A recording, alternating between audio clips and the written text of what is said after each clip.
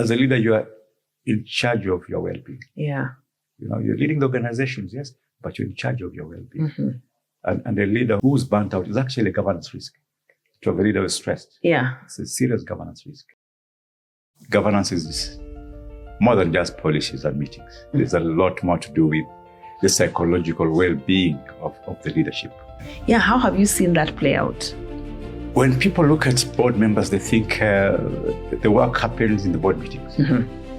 But in reality, the work actually happens in your head. All the time, before meetings, after meetings, all the time you're thinking about the organization, you're thinking about risks, you're thinking about reputations, you're thinking about the people. Yeah.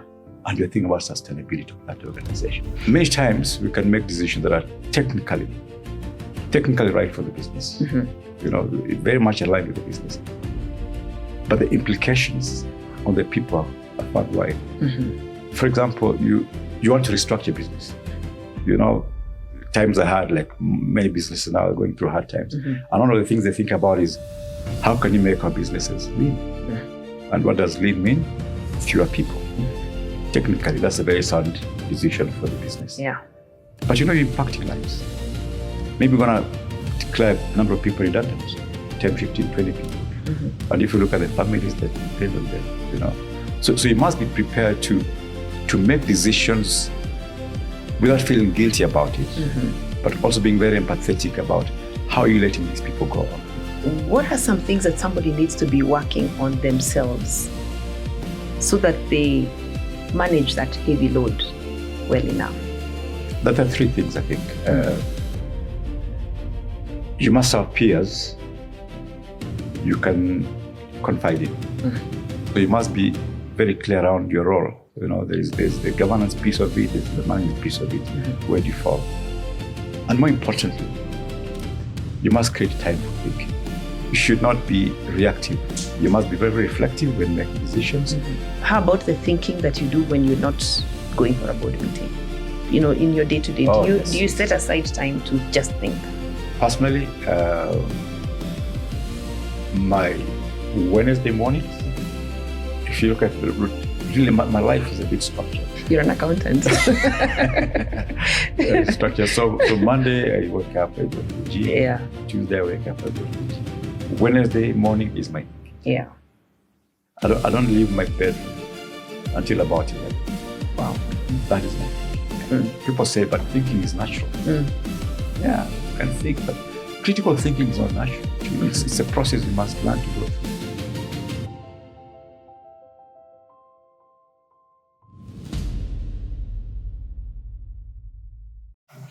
Hello, everybody.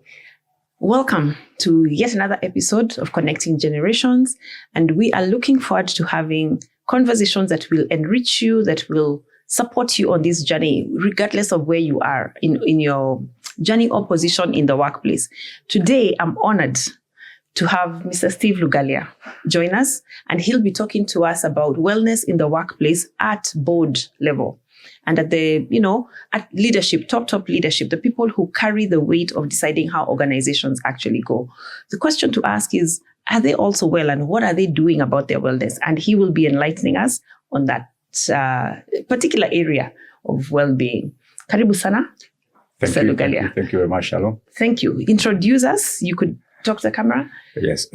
So my name is FCPA Steve Lugalia. And I've been very much privileged to have served on a number of boards as chairman, as a member, both here and internationally. And one thing I've realized about boards and governance is that governance is more than just policies and meetings. There's a lot more to do with the psychological well-being of the leadership. Okay. Yeah. How have you seen that play out? When people look at board members, they think the work happens in the board meetings. But in reality, the work actually happens in your head all the time. It's happening in your head. All the time. Okay. Before meetings, after meetings, all the time you're thinking about the organization, you're thinking about risks, you're thinking about reputations, you're thinking about the people. Yeah. And you're thinking about sustainability of that organization. So it does affect leadership in a big, big way. Okay. Now, are people prepared for that? Are you prepared for that mentally before getting there? Many times when you join leadership, let's look at the board level. I think people imagine you're going to be sitting in boardrooms and making decisions and moving on. Yes. You know? What you don't realize is that there's a lot of emotions involved in some of the decisions. Yeah. And remember, when you're a board member, you're actually a steward. You are a steward. Stewarding the resources of the business, the resources of the owners of the business, and also the people. You know, a lot of us think about the resources of the people, of the shareholders, but not the people. And that's one of the biggest mind shifts as a board member you must have when you get board. Okay. Yeah. Okay. Yes. And I need to ask this for the people who are having board membership as part of their ambitions, goals. What does it take to prepare yourself to get there? Oh, definitely you must have, first of all, you must have something that, you're going to bring on the board. You must have some expertise. There must be value bring on the board. And some of the values could be from your profession. Like, for example, I'm an accountant. Okay. I'm a governance expert. So I bring that benefit to the board. There's some are very good in IT. They bring that to the board. And others are good in marketing, different backgrounds. Having said that, that's the technical bit of it. But from a psychological point of view, you must keep in mind that, what you're going to do is make decisions around people, And you must be prepared to think ethically all the time.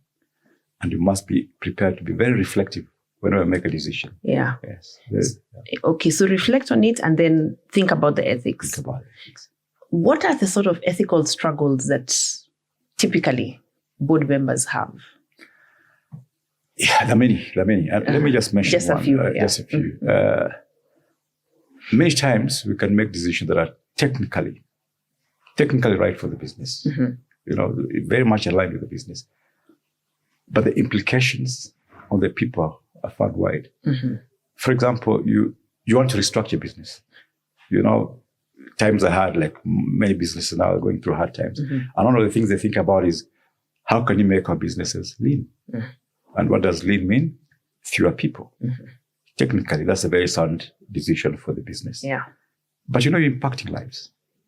Maybe we're going to declare a number of people redundant, 10, 15, 20 people. And if you look at the families that depend on them, So you must be prepared to make decisions without feeling guilty about it, but also being very empathetic about how you're letting these people go off. Yes, they must go off. Yes. But how you make it a little, okay, it may not be comfortable, but not as harsh to let them off. Yeah. You've got to think through the effect of your entire decision.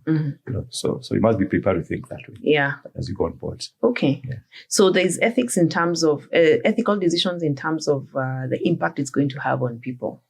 How about non-people ethical impact? Non-people, okay. Again, as a board member, you all the time you're thinking about growth of the business. You are thinking about the risks you're facing. You are thinking about regulatory issues. Think about sustainability. And all these decisions sometimes touch on ethics, especially when you're dealing with the regulators. You must be very, very careful in terms of the things that you're doing as a business. The areas you're getting involved in, the decisions you're making, you must always ask yourself, are they aligned to the ethical practices of the profession and also the regulator? Yeah. Have you, without necessarily mentioning, names or places, maybe from your expertise, what are some things that somebody needs to be working on themselves so that they manage that heavy load well enough? You must have, there are three things, I think. You must have peers you can confide in. You must have peers. There are certain things that happen at the workplace that you really need to share with somebody and get different perspectives. So you must have that.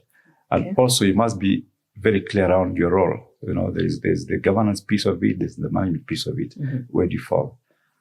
And more importantly, you must create time for thinking.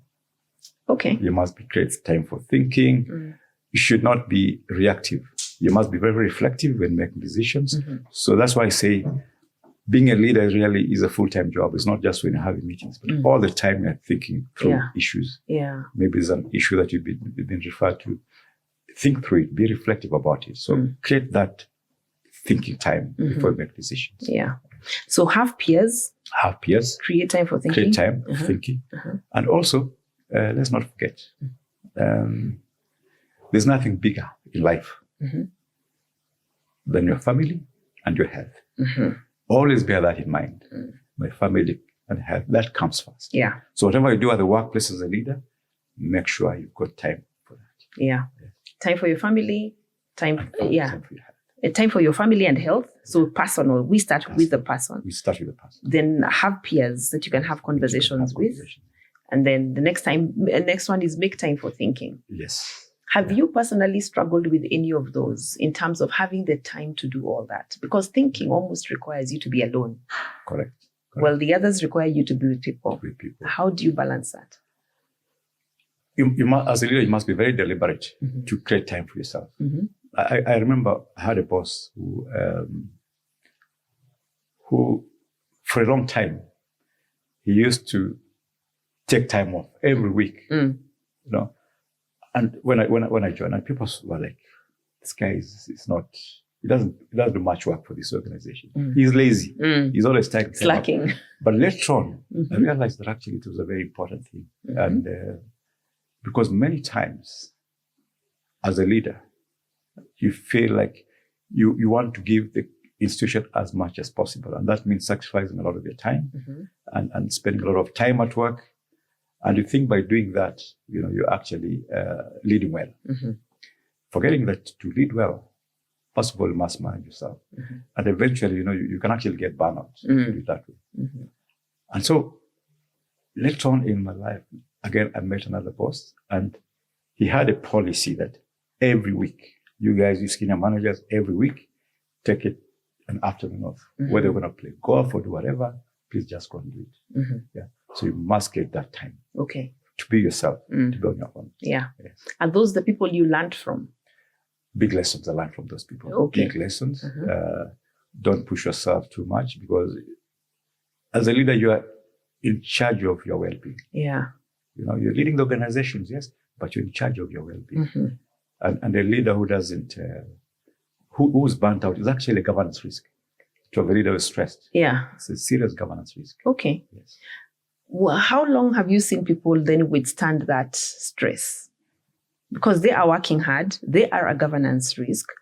Do they admit it often enough, or do they struggle to admit it? Many times they'll not admit it. Many times nature will take its own course. I mean, stress will affect them, and before you know it, the stress-related issues come up. Yes. And that happens, But if you're deliberate about it, a time comes, you realize, you know what, I'm pushing myself too hard. I've got to slow down. Yeah. You've got to be very deliberate about that step. Okay. Yes. What's the worst that you have seen in terms of a negative impact that an organization faced because of burnout from CEO and board level? I've seen a CEO and a finance director being admitted in Nairobi Hospital because of the stresses of work. And what made it worse is some of the ethical issues that came up, also made the situation worse, and they eventually had to be admitted to hospital because of stress-related issues. Okay. Yeah. These are people who used to work very hard. Unfortunately, some of the decisions they made were not very ethical decisions, and they caught up with them. Okay. Yeah. So their decisions ended up now being a cause and source being of that stress. Catalyst to the stress they're going through. Okay. Yeah. Is there any place where CEOs and board members can go to relieve the stress? I think because we hear it's lonely at the top. It is lonely at the top, indeed. And I think it starts with yourself, really. You've got to be deliberate about it. That's what I could say. You've got to be deliberate about it. You've got to create time for it. I don't know if there's a place you can go for. There are very few safe places to be safe for leaders. Very few safe places. Yeah. And those safe places, sometimes you find them within the family setup. If you're free with your family at home, including even your children, some of the things you can share with them, and that conversation really helps a lot. Okay. It really helps a lot. Yeah. All right. How old were you? I'm trying to look at the age. How old were you when you started serving on boards or CEO. Which one came first, CEO or board? Boards came first. Board came first. And Okay. I started serving on the board by virtue of being the chairman of my professional body. Mhm. Yeah. And I was nominated by the professional board to serve on the board. Mhm. That was the first time. I think I was like 35 years or thereabouts. 35, That's okay. the first time I served on boards. Okay. And it was a very new experience for me. Mhm. It's completely fresh. You know what boards are all about. Mhm. I thought boards are for very old people. Yeah. People go there, sit, take coffee, and talk and Mhm. go away. Mm. I think it's a different ballgame. Okay. I will go back there, but I want to just step a little back when you said you are nominated by your professional body. Correct. Tell us the value of being part of these professional bodies. Yes, a well-run professional body actually has got a lot of benefits to members. You know, there's a lot of benefits to members. Apart from just developing you technically, because of the programs that they run, they also expose you to different areas, different perspectives. Like, for example, in my profession, there's a lot of networking that happens. Sometimes you get, some of these programs being done out of the country. You get to meet different people, you make different contacts, and it opens a lot of doors for you in different ways. Yeah. Okay. Yeah. So joining those professional bodies you advise is good for young people. It's very, very important for young people. Okay. It's very, very important for young people. All right. If you're pursuing a professional course, please eventually join the professional body. Mm. Yeah. Okay, so now here you are, 35-year-old Steve Yes. on a board. Yeah. What surprised you the most about what it takes to be on a board? So really what shocked me is how casual some of the discussions were, leading to some very serious decisions. Casual conversations leading to... Casual conversations. Okay. And people discuss things and within a short time, they all seem to agree and they move on. And personally, I think, we've not really interrogated this issue properly. And unfortunately for this particular board, there's something called groupthink. They had been together and, they're buddies. So here I am, this young guy, professional, and trying to bring in these new ways of thinking, questioning things, and I could see the discomfort, both from their perspective, the uncomfortable, also from my perspective. Yeah. Because I wasn't sure that we were making the right decisions all the time. Okay. Yes. So how did you survive that? How did you manage or cope with that? How did I cope with that? First, as I said, it's very important to have a peer to bounce ideas on. Yes. I won't mention his name, but yeah, a friend of mine, senior member of the profession, also very well renowned, leadership professional. I talked to him and I told him, I've been in 2 board meetings and I don't think I'm adding much value. He asked me why. I said, I try to bring different perspectives to conversations, but there's a lot of resistance. And decisions have made very casually. People discuss issues and some important issues are just dismissed. And I don't feel I'm adding value, so I'd like to come off the board. Yeah. And he told me, you've been nominated by the body to sit on that board. I said, I am aware of that. And he told me the reason you are on that board is to change the thinking of that board. Yeah, you've got to change the thinking of that board. Yeah? Whatever it takes. Yeah. And I went back and said, okay, how do I do it? And the first thing I did is to identify somebody on the board who kind of saw what I was trying to get at, and this gentleman was a lawyer. So we had a session with him and he said, the 2 of us, we're different from the others. And so we decided, the best way to try and influence this board is to go through also the CEO. Just get the CEO to understand some of the things that, we would like to position. Yeah. And help us as a team to position them. And eventually it took a bit of time, but it worked. It turned around. So patience. Patience, slowly turned around. Yes. Now you were the youngest on that board. Yes, at that time I was. Okay. Yes.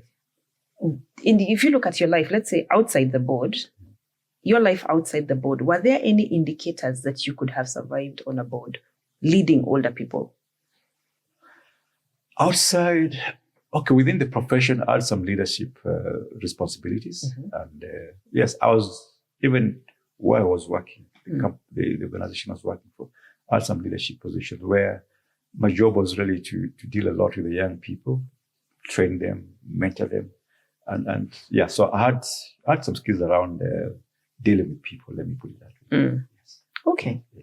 Now, how do you then change groupthink? I like that you have said, pick one who's probably thinking like you, then, almost just do one puzzle at a time. What is the biggest challenge that you have had with groupthink? It's just breaking that grouping.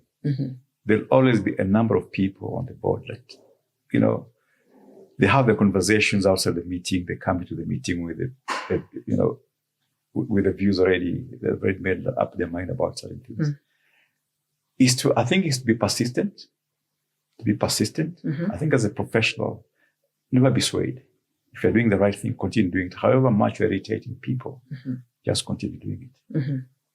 And actually also what helped me on this board, there was a change in the leadership at the chairman's level. Okay. The previous chairman left, they brought a new one. And the new one is a lot more open-minded. And that really helped. But you just got to be persistent with people. Try and talk to them, in a respectable manner. Don't show them that that I know everything. You guys don't know what you're doing. In a respectful manner, try and explain to them implications of decisions. I think gradually, if you're persistent, and you're focused and you're principled, people get to start listening to you. Okay. Yes. All right. Yes. So now that's groupthink. How about personal thinking? You said it's important to actually make time to think. Correct. How do you, Steve, make time to think? When you're going to have a meeting, you'll get papers to read, and it's not just reading. You have to think about implications. In fact, there's a book I read, I forget the title, it's called Critical Thinking. Critical Thinking, which tells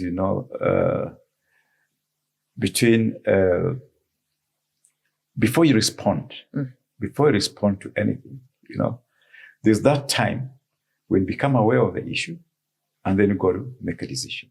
That time, that's the time you must take to think about the implications about that decision. Yeah, so critical thinking is basically, what's going to be the implication of this decision I'm going to make? Is it urgent? Is it important? Will it matter to me 2 days from now, 5 years from now? So once you think through it that way, you get that time to think through it that way. So what I'm saying is, you don't just read board papers and rush into a meeting. It doesn't happen. Read, reflect, think in your mind, be clear. This is the direction I should take and the reasons for that. Okay. Yes. So now that thinking, I like that you brought up the paper. There's a thinking that you need to do when you're presented with something to think about. Right. How about the thinking that you do when you're not going for a board meeting? In your day-to-day, do you set aside time to just think? Exactly. Personally, my Wednesday mornings, if you look at really, my life is a bit structured. It's a bit structured. You're an accountant. Structured. So Monday, I wake up, I go to the gym. Yeah. Tuesday, I wake up, I go to the gym. Wednesday morning is my thinking time. Yeah. I don't leave my bedroom until about 11. Wow. That is my thinking time. That's when I reflect on a lot of things. Yeah. Yes. Okay. So thinking has got to be deliberate. People say, but thinking is natural. Yeah, you can think, but critical thinking is not natural. Critical thinking is not natural. It's not natural. It's a process you must learn to go through. Yes. Okay. It's something that you learn. Yes. So how did you learn to be a critical thinker? Again, my peer. Again, I can't mention his name, but he really, I can even say probably was my mentor. Because we never had conversations with him. And this gentleman, I used to go with him on like meetings. I was in a board in the international board for our profession. So we used to go with him on meetings. And the way he used just to reflect on things and talk, I realized there's something he does differently. And I asked him, I find you never panic. It's like you've got everything sorted out. And he told me, there's a lot of work that goes behind this. What you see, there's a lot of work that goes on. So you got to always take time to reflect. People don't reflect enough. People are in a hurry to make decisions and move on. Take time to reflect. So it's something you got to learn. Okay. Yes. Okay. So, one of the things I'm hearing, even as you're talking, is a personal connection that then helps you do the leadership properly. In terms of, because I'm assuming even when you went for these meetings with him, you're not observing him just in the meeting, you're observing him on the trip to the meeting. So there's that personal connection that basically happens. Do you mentor people? Yes. I do mentor people. I mentor a number of people. And yes, and different people have got very different characters, and as a mentor, you've got to be very patient with them. Yeah. And you really need to understand where they're coming from. So you got to go beyond just what you're seeing to what could be the reason to why they're behaving the way they do. Yes. And that helps you understand how to mentor them. So I do mentor people, some difficult ones. Some don't accept some of the things that they ought to do to change. It takes time. Others are very, they listen and really they're very keen to like change themselves. Okay. Yes. And so now in the same breath and extending that, do you yourself have mentors? I would say probably have two mentors. You have two mentors. That I look up to, yes. Yeah. And in life, are they the two that you have had, or have you changed them as your life has gone on? One I've been with for a long time. The other one was more of a mentor in the workplace. Yeah. And he's actually the one who made me join the profession. Yes. From when you say made you join the profession, that means study from the beginning. No, not study. Join the institute. The institute now, the professional don't institute. Encourage me. Why can't you join the institute? So, Okay. All right. So I know you have implied this, but maybe you can be a bit more specific about the boundaries that CEOs and board members basically struggle the most with. Okay. So I think there are three. I'll say probably there are three boundaries. The first one is around just being very clear around governance and management. A lot of the problems that companies have is because those two people don't observe their lanes. There are directors who are supposed to be oversighting the business, but they're behaving like the management. Okay. Interfering with management. And then there's management that, doesn't respect directors. They want to do things that the directors should be doing. They want to basically lead directors in a certain way.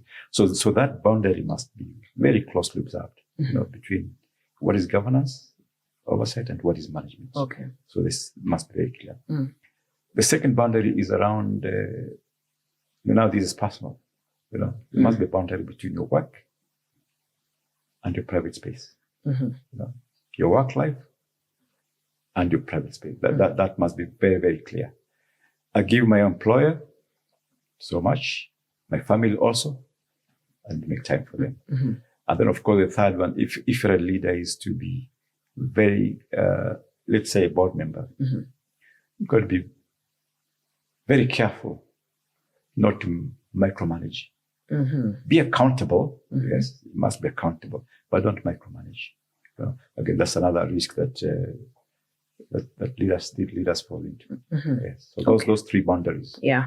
Governance and management. Yeah, clarifying the lane that you're on. And being very clear around time for your family and time for work, and also not being too intrusive as a leader. Yeah. Okay. Don't micromanage. All right. I like that. I like that. Thank you for that so far. So now speak to the future CEO or future board member. What can they do to first and foremost equip themselves to get there, and then to manage their well-being when they're there? It may be like a repeat of what you have said, but now this is a young person who hasn't, I'm trying to imagine your mentee, right? Who hasn't worked their mind around, where am I going with all this? What are some key things they need to be looking out for? So for instance, maybe they don't even have a family yet. So what about their life do they need to be thinking about? Okay. So when you're a young man, usually you have a lot of ideas in your head, as the things you want to do. You've had when kids have done the exams and they're passed and they're asked, so what would you like to be in the future? I'd like to be a doctor.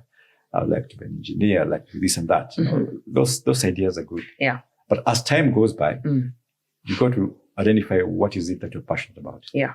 What's the passion that you've got? You want to be a doctor, but when you go to hospital and see people screaming, so you got to identify where am I strong at? And once you do that, then it starts becoming clearer which career should be pursuing. And careers you must think through. And I normally tell young people nowadays, when you think about a career, don't think about lifelong employment. Think about what can I do outside for formal employment with these qualifications that I've got. What can I do outside of formal employment with the qualifications I have? The skills I've got. You've got to think about that eventually. So you've got to think about that. And if you're looking at leadership positions, you got to ask yourself, how does a good leader look like? How does a good leader? Who is a good leader? And it talks to a lot of things. Who is a good leader? Who's a good leader? It talks to a lot of things. It talks to somebody who has got a plan, somebody who knows where they want to go. You have a vision, for example. Do you know exactly what you want to achieve? And you can put milestones. Can you think that way? Because leaders must think that way. If you're going to lead somebody, you must know exactly where you're going. So you've got to think about, what is a good leader? Not only a question of where they want to go, but what skills do you need to develop? It's always important to have some technical skills. It's always very important. Okay, like people say, leaders are just born. It doesn't matter. But I believe you must develop yourself as a leader. There's a lot to learn about leadership. We learn all the time. Read books, for example. Watch programs that talk about leadership.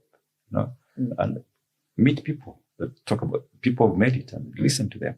So once you have that idea around leadership, you've got the skills, you've got a vision, and also be very clear around you are going to lead people. What skills do you need to lead people? The way you engage yourself. They say people have got default characters. Some people are naturally nice. Some people are naturally very difficult. If you know you're naturally a difficult person, in other words, you believe you're always right, you don't listen to people, then you got to start working on that. Because you'll never be a good leader. As long as you're not can be a leader, but not necessarily a good leader. Not necessarily a good leader. Yes, because I guess you can bully people into doing this stuff. Yes. Okay. Okay. Now, how else have you developed yourself as a leader that is non-professional, meaning not aligned with being a board member, not aligned with being an accountant or serving on those bodies? What other non-professional development have you had? Personal development. Yes. First of all, just getting engaged in activities that are there to support other people. Even, by the way, even as you do mentoring, the things you also learn. As you're doing mentoring, you learn. You also learn. Yes. So there's something like reverse mentorship. There's reverse mentorship. There's a lot of reflection you have. We're talking to these people. So that's one of them. And secondly, I also get engaged a lot in training people. Training people. That's one of the things I do, is to train people. And again, these are senior people, directors and CEOs. And as you engage in these conversations with them, there's a lot also you get to hear from them, and also you get to learn. So that continuous learning is there. And obviously, whenever there's an opportunity, somebody is speaking about a certain subject and these are respected person, go and listen to them. And I think we all now have the habit of reading books. Yes. What are you reading at the moment? I like reading books about thinking. Okay. Yes. So that critical thinking. So the one I'm reading now, actually is a different one. Okay. It's called How to Think Clearly. First one was critical thinking, but this was How to Think Clearly. And it's actually, it's a guy he's not even a psychologist. I think he's a marketing guy, but he's giving you some sort of short stories about the reality of how people think and how it can be so misleading. So he gives you some real life experiences, things that you should avoid. He was giving an example of when you're walking the streets, and then you suddenly see people looking up the sky. You're tempted to look up the sky, isn't it? You look up the sky. Why are you doing it? Why are you doing it? Because everybody's looking. Everybody's doing it. Yes. So he gives sort of example that people do things without thinking because it's like everybody else is doing it. So many little examples. Yeah. Well, I guess, in fact, what I'm hearing from what you're saying is for you to think clearly, you also need to question yourself. Yes. Yeah, question your thoughts. Exactly. Okay. That's what critical thinking is all about. Yeah. Question, even when you think you've got the right answer, think about it again. Yeah. Okay. What's the most surprising thing you have learned from a mentee? Somebody that you are mentoring. The most surprising thing, let me look at the mentees. The mentees I've had have come from very difficult backgrounds. May not be surprising, but maybe touching. Okay. Yeah, we can go for touching. Is that some of these mentees actually, they've got responsibilities that are well beyond their years. Well beyond their years. You know, you'll find that coming from a family, and actually this mentee is responsible for taking care of the other siblings because maybe the father is not there. And some of them are very positive about it, very mature about it, you know. And then you realize actually, it's not really how much you have, it's really how much determination you have in life that makes it. You know, yes, we're in a very tough situation now, but I'm doing my best that I can at this moment, and things will be better tomorrow. So it's just the resilience, you know. The resilience is just amazing. Yeah. You know, you think it's a very desperate situation, but you engage with them, they've got a very positive attitude. So that sometimes surprises you. Okay. All right. Now, speaking of mentees, I know because of the programs that we have worked on with you, that you have had mentees of different genders, right? What are some things, because I know that sometimes brings up, may stop a woman from being mentored by a gentleman, or the other way around, may stop a young man from being mentored by a lady who's on a board. Got it. What are some things that we should look out for when developing leaders who are quote unquote not like us? Okay. You can see they're good leaders, they have the potential, but they're just not like us. They're not like us. Yes. If I can look at, for example, ladies, for example, that I've mentored, many times, well, the ones I've mentored, they are not normally as confident about themselves as they should be. Yeah. They always should change themselves, you know. So when you're going through a process of conversations with them, you always find they're not as ambitious as, for example, the male mentees. You know? So you really need to get them out of that mentality, you know, that I'm not good enough. I mean, I remember I was mentoring one, and I told her, you know, you are in HR at the moment, but in this region, you're one of the senior managers. This is an NGO with offices here. In this region, you're one of the senior managers. And what is your long-term plan? Will you remain HR forever? I say, yeah, this is my profession. I'll remain there. I said, have you ever thought of being the regional head for this institution? And she was like, me? I can't, because why? She struggled, you know, why can't you be? Because, you know, they always bring leaders from the UK. And I told her, of all the managers, they come and go, but you have a lot of experience in what happens this way. Why can't you think about being a leader of this institution? And she started thinking about it. Slowly by slowly, she started thinking about it. And she said, yeah, actually, if I look at the people I work with, and even the people who come here, I think probably in terms of knowledge about the institution, have the best. And people did recognize that. Even her employers did recognize that. And eventually, I think she got that position. Okay. She became now they call the head of whatever they enjoy in this region. Yes. Yeah. So people should be more ambitious than they are. I think especially ladies should be more ambitious than they are. Yeah. Okay. What sort of conversations then should leadership be having to encourage this? Because you said, like, if we can follow through with her example, she was somebody who had the potential. You could see it as the person mentoring her. She could not see it herself. How can organizations manage that time? Okay.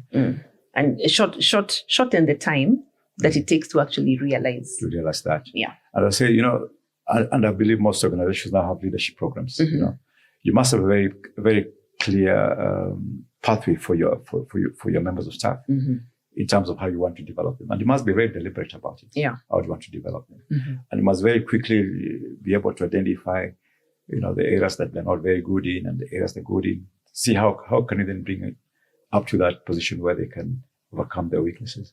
So it must be a very deliberate process. Okay. And mentorship is one of the biggest role of a leader. You know, just beyond leading the organization, you're responsible for developing these people, and you see what they do, you see where they're weak, you see how they can improve. So it's your responsibility to identify and help them. Okay. Yes. Okay. So now that's on the developing the leader. Yes. How about managing their well-being? Is the board, is management, is leadership responsible for managing or taking care of the well-being of the organization, mental well-being? Yeah. So we normally say strong organizations have got strong leaders. Okay. And strong leaders have got strong people. Strong people. Yeah. And for it to continue being strong, there must be very specific programs around that, around the welfare of your team. Or developing that strength. Yes. Okay.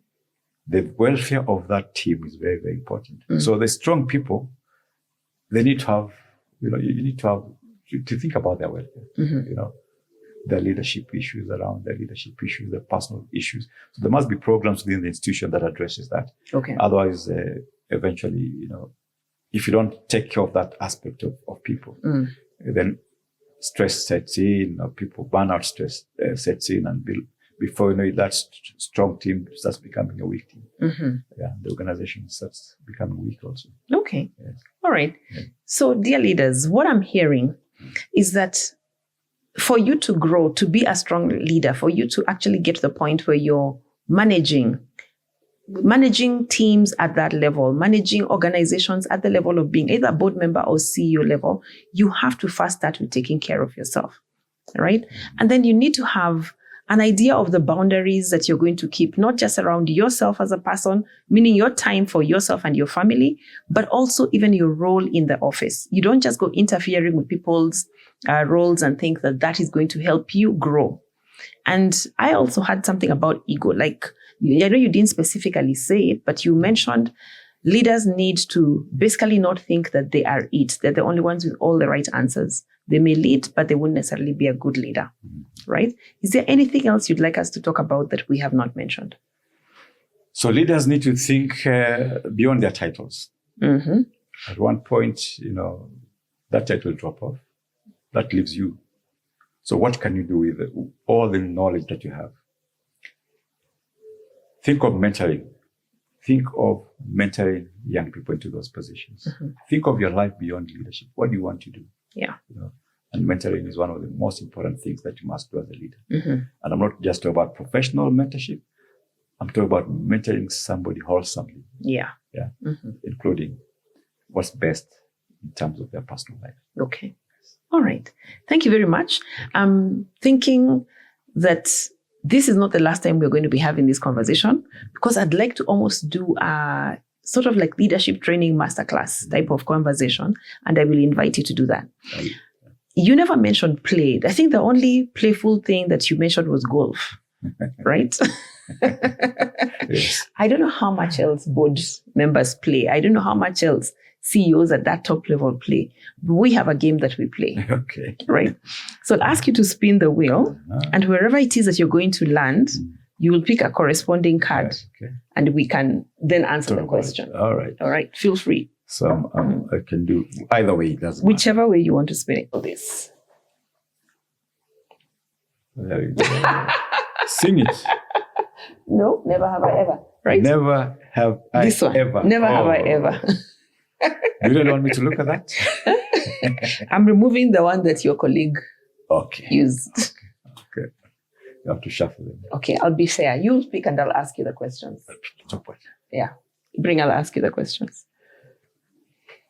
So, basically what you're going to do with this one, you can hold up your hand. I hold up. 5 fingers, right? They're just 5 questions.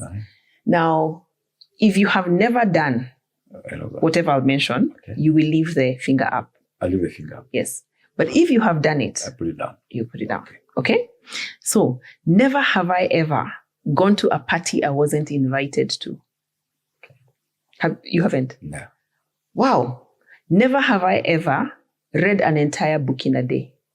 No, I never. You never have, or you have? I've never read the entire book. Then leave your finger up. Okay. Never have I ever been arrested for speeding. I've been arrested. I put it down. Yes. Several times. Several times. So you want to put all of them down. Okay. Never have I ever broken the law. Broken the laws. Speeding is breaking the law. Okay. Never have I ever spent money that wasn't mine to spend. No. From your childhood, Money that wasn't mine to spend. your mother would come and say, very true, your Spent. money that is not wasn't mine, yours to spend. But I refund it later. You still spent it. That's it. Just the 5 of them. So 2 left. You have not gone to a party that you weren't invited to. No. You didn't get crash a party as a young I man. don't get crash parties. You don't get crash parties. And then you like reading, but you've never read an entire book in a day. In a day? No. Oh, okay. That's interesting. No. All right. That's the human part of leadership. It's been lovely chatting with you. Yes, indeed. It's been wonderful talking Yeah. to you. Looking forward to many more. Indeed. Thank you very much. Okay. Thank you so much for this. All right. Thanks. Looking forward to seeing you in the next episode. Keep learning, keep growing, and keep leading. Thank you. Thank you.